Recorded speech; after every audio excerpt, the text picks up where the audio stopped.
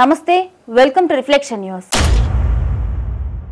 2025 ICC Champions ట్రోఫీని నిర్వహించే హక్కులు ఎట్టకేలకు పాకిస్తాన్ దక్కించుకుంది.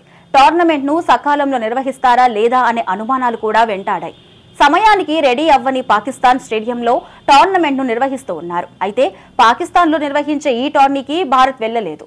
భారత్ గ్రూప్ మ్యాచ్లను ఒకవేళ క్వాలిఫై అయితే నాకౌట్ మ్యాచ్లను దుబాయ్లోనే ఆడనుంది. అయితే టోర్నమెంట్ కోసం ఏర్పాటు చేసిన ఓ కార్యక్రమంలో భారత త్రివర్ణ పతాకం మినహా మిగిలిన అన్ని జట్ల జెండాలను కరాచీలోని నేషనల్ స్టేడియంలో ఏర్పాటు చేశారు. దీన్ని భారత క్రికెట్ అభిమానులు పెద్ద ఎత్తున వ్యతిరేకించారు. కరాచీ స్టేడియంలో చోటు చేసుకున్న ఈ ఘటన తీవ్ర వివాదానికి దారితీసింది.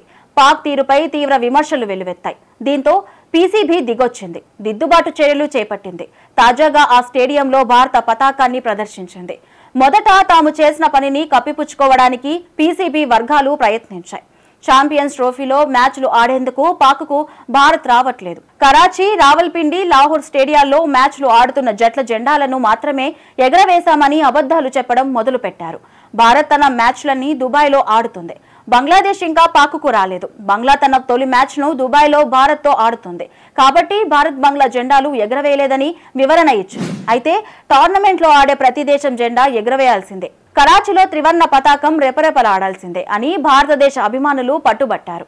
బీసీసీఐ అధికారులు కూడా ఈ విషయాన్ని ఐసీసీ దాకా తీసుకుని వెళ్లినట్లు సమాచారం. దీంతో పాకిస్తాన్ క్రికెట్ బోర్డు దిగొచ్చింది. కరాచీ స్టేడియానికి సంబంధించిన లేటెస్ట్ విజువల్స్ లో భారత జాతీయ పతాకం కనిపిస్తోంది.